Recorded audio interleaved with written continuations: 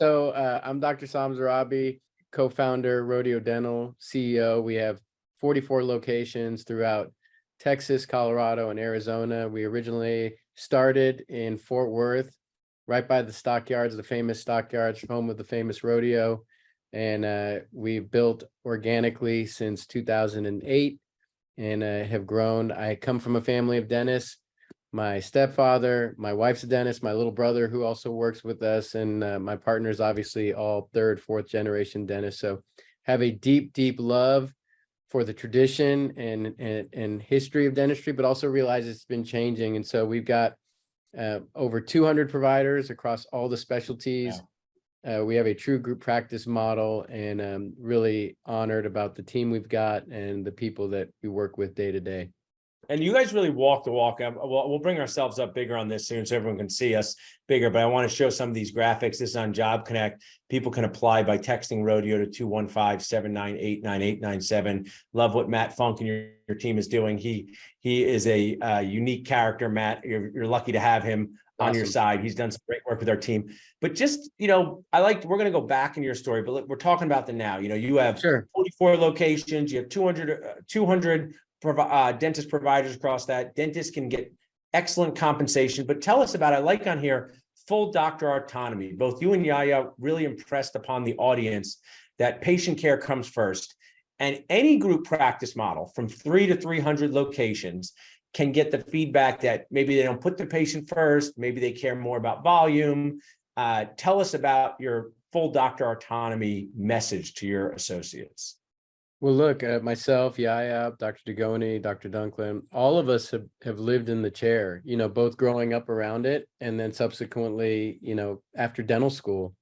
And dentistry is tough. It's a stressful healthcare service line. We're dealing with fear, anxiety, and all these issues that the patients come in with. And so we always wanted to build, sort of our experience from dental school, that true group practice model. And so from day one, we were able to incorporate pediatric dentistry, orthodontics, endodontics, oral surgery, all under one roof. So our typical dental practice is a lot bigger. We're typically retail facing, 5,000 square feet, lots of chairs. So typically 2 or 3 dentists will work in the office on any given day with the specialist rolling through. And it just creates a really nice way to collaborate, share best practices amongst cases.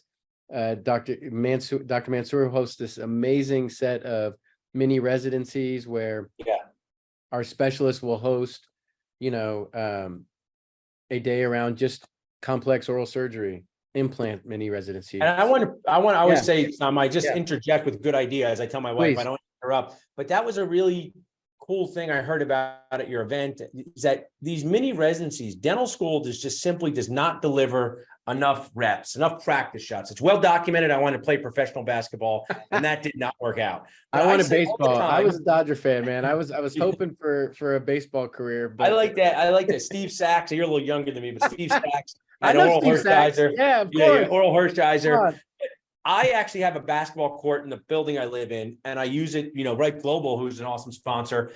I say, in basketball, you can go shoot free throws, you can shoot 3-point shots, you can work on your game, get out of your comfort zone without a lot of risk, without a lot of pressure. And what's brutal about dentistry is it's pretty much all game time stuff, which is so stressful. But you've created these mini residencies. Walk us through that. Do you get patients that you deliver discounted dental care to or free dental care? You literally have specialists looking over the shoulder of your GPs. Talk us through that. So Yaya and I always have had a passion for education, and he really has, coming from his dad, who set the record in continuing education hours around the country when he did. And so from that passion came this desire to want to share and educate our team members and some of the best things we experienced. In lieu of that as well, we work with organizations like Dentists Who Care, Smiles for Life, and a lot of great organizations that we want to provide volunteer dental care to patients who may not have the means to pay for it. So we thought, hey, what if we combined education and live practice and create a really cool platform to where doctors can get some experience to some complex stuff they may not be able to get on a normal basis. Right. We have a great team of specialists that can teach a course. It could be over a weekend or just a day. And so patients get taken care of, the teams get some CE credits, and you get to learn some great dentistry that you might not normally get in dental school or in your day-to-day practice.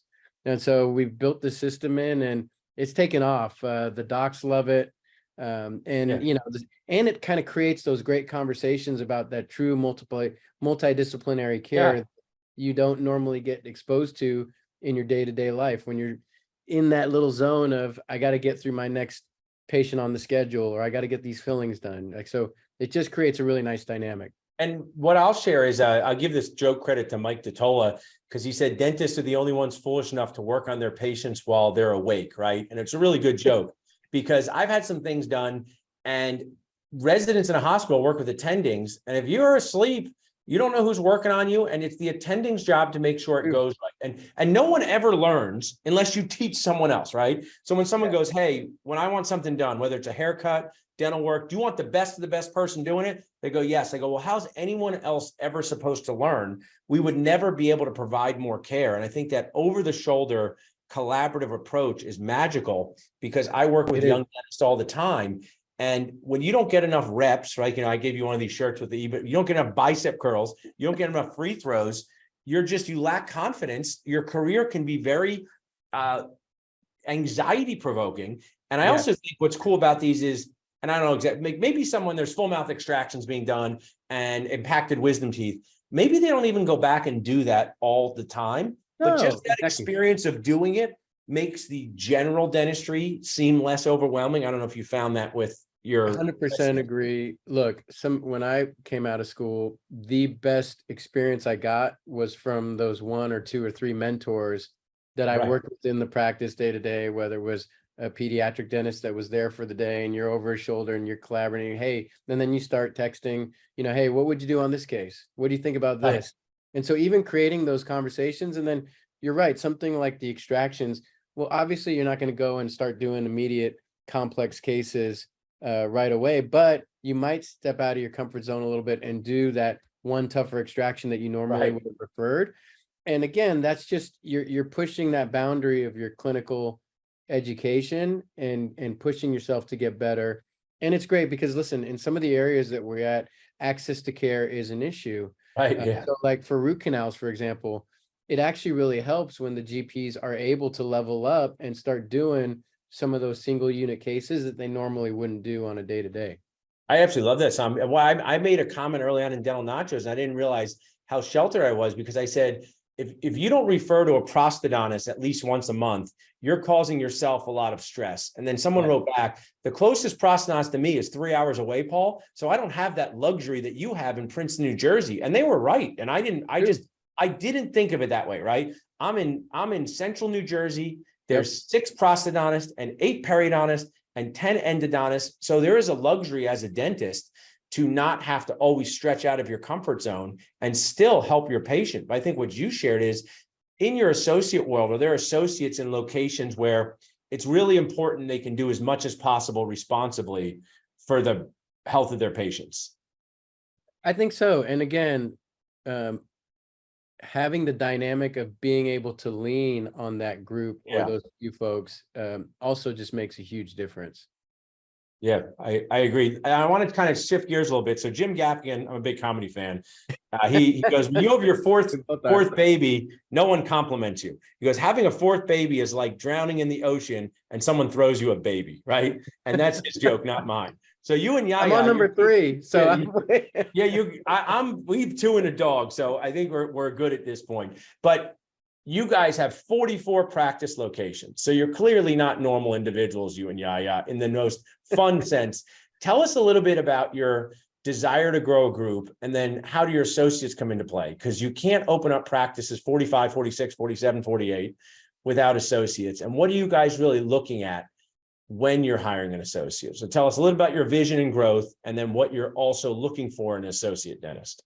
100%. Well, one, when we started 15 years ago, I never would have imagined us to be here or where we're at today. So this was not predicted, but I still had this commitment to continue to grow and expand our footprint just based on what I felt like we were delivering in a model that I felt was great and positive, and I just wanted to continue to build off of that.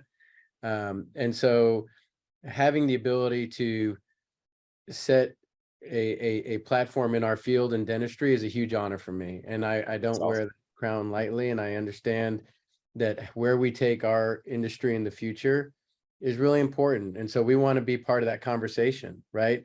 And so when we think about new doctors joining the team, for me, what's number one most important is, are you willing to learn? Are you willing to commit and listen and really expand?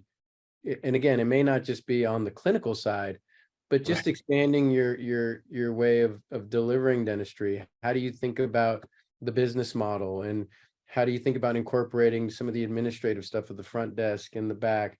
So really expanding your mind to understand that you're willing to come in, work on a team, listen and learn and be positive, and then have some fun along the way, right? Do some great dentistry for our patients. I think it's such a key point. I mean, I always say it's not illegal for dentists to have fun. One of the things that, Not in that picture. Yeah, right. Yeah, it's a when I talk with my team about patient communication, sometimes a new assistant will sit with me and I'll say, what do I do different than maybe some of the other dentists that you've worked with over your career? Not in a judgmental way, but she says, you talk to patients like they're friends, you make it fun. And I say, this is a pretty non-fun environment to go to, right? I mean, we're used to, like you said, people saying, I just want to let you know I hate the dentist. And I want to say, let you know, you could have kept that in your head. And I just think that's why it's so important to protect your team as best you can and have the things. I mean, I'm really impressed. I want to ask you, you have your core values over your shoulders. And I think more people should do that, have their core values in places that they can see it. What's one of the ones on your wall, Saam, that's important? I know you have a lot there. I can't read them all, but good to say, hey, the Rodeo Dental way, or what we tell people to do on that core values. Which one would you pick? So great question. I'm going to go with one of my favorites. Okay. Is Smile DNA. We created that one. And so what Smile DNA stands for is we want to work around people that are positive and give you that energy where you walk in, you just meet somebody. Like when I met you the first time, we're cracking jokes, we're talking about dad stuff, we're talking about the pains of dental school and sharing stories. And you brought us a genuine smile to my face, right? And so you have that Smile DNA. We work in a field where we're talking about building smiles and confidence in people day in and day out. You got to have that kind of folks on your team. And so that's something that we hire by and fire by. Like that's an important piece, because you got to have that in the team dynamic. I love that concept of Smile DNA. And I think there's just, dental school just focuses so much on what goes wrong, negativity, not getting to the next step. And I just think it sets people up for just such a difficult professional career. And I think it's really unfair, right? I mean, how many times in dental school were you told what you did well, right? I'll wait, right? You might have had those few magical instructors, and I had them too. And I still know one to this day who I value tremendously. He gave the "you can do it, Paul" thing. But I think it's a key part, because one of the things that's, I always say, we go to school to be professionally weird, and people laugh, but my good friends how do business, hedge funds, real estate, and from ages 22 to 26, they were at networking events.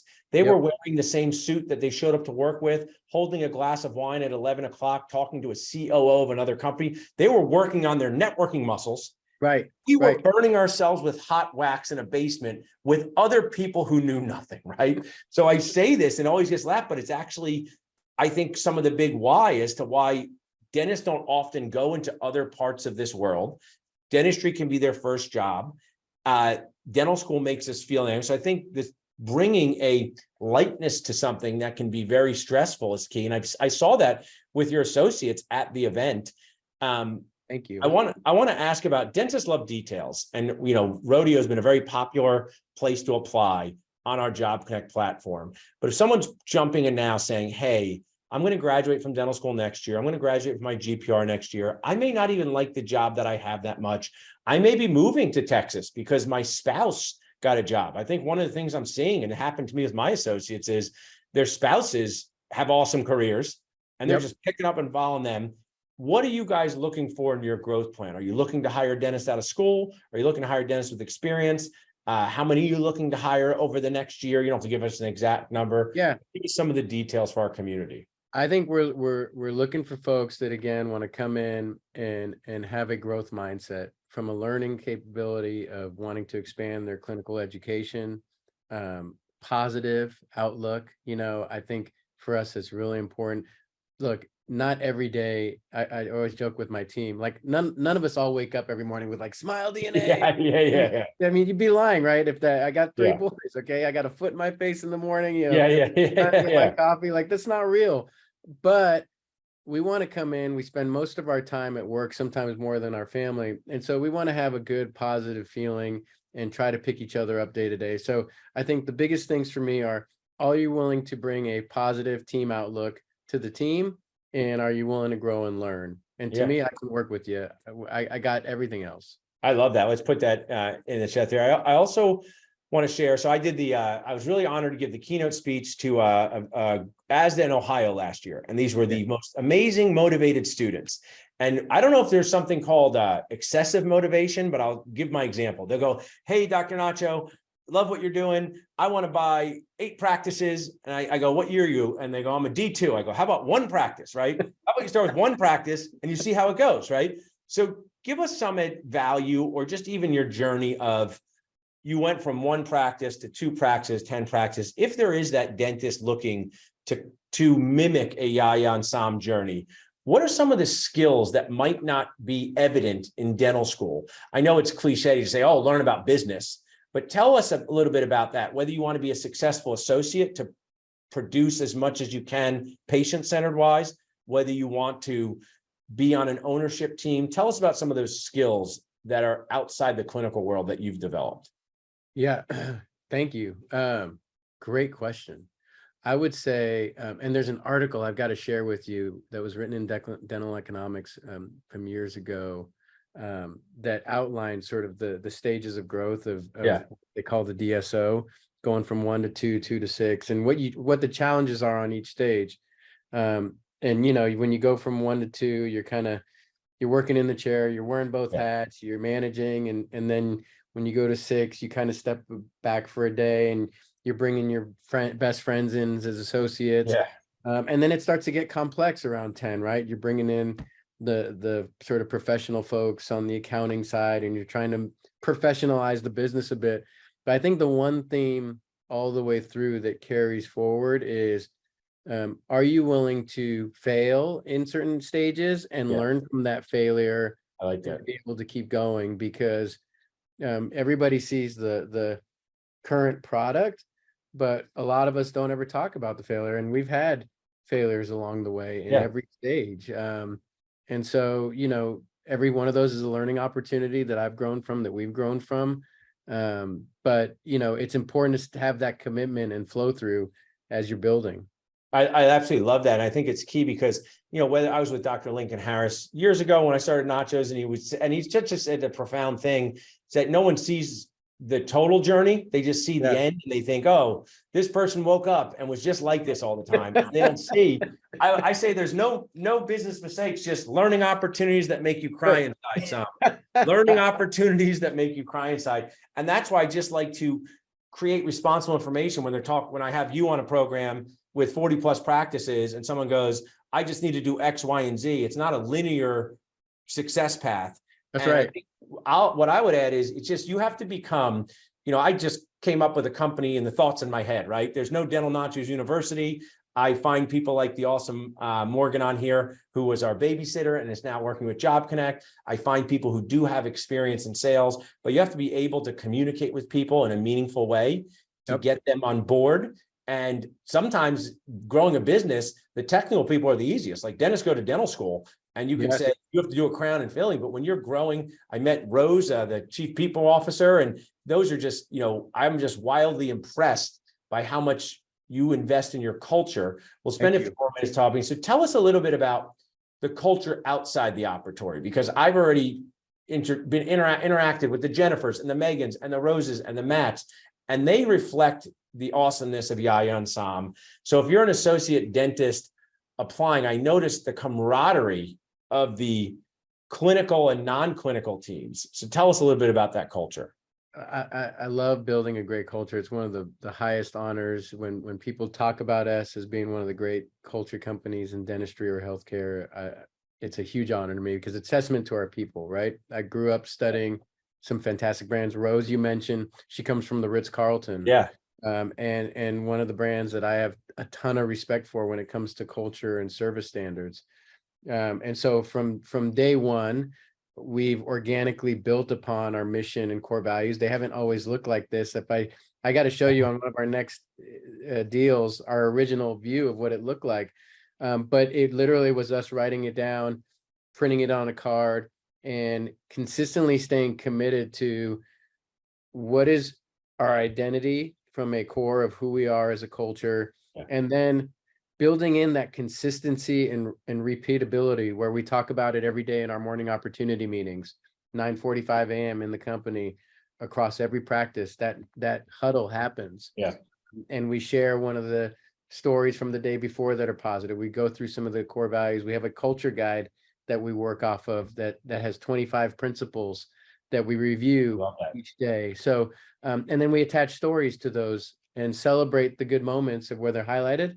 And then on the flip side, when they don't go right, we highlight those as learning opportunities and stories. Yeah. I think, part of it is the first thing is, do you have it written down, right? And a commitment to it.